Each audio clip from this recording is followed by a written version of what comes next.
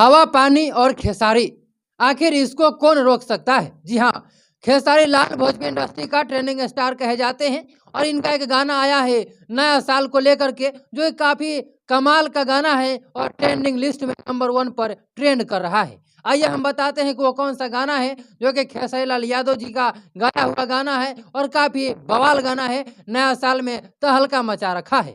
आइए हम एक-एक करके आपको बताएँगे कि किस यूट्यूब चैनल पर रिलीज़ किया गया है और ये गाना आखिर अभी तक कितना चल गया और ये गाना आखिर कितना नंबर पे ट्रेंड हो रहा है, वो सब कुछ बताएँगे आपको इसी वीडियोज़ में। बने रहिएगा हमारे साथ वीडियोज़ में लास्ट तक।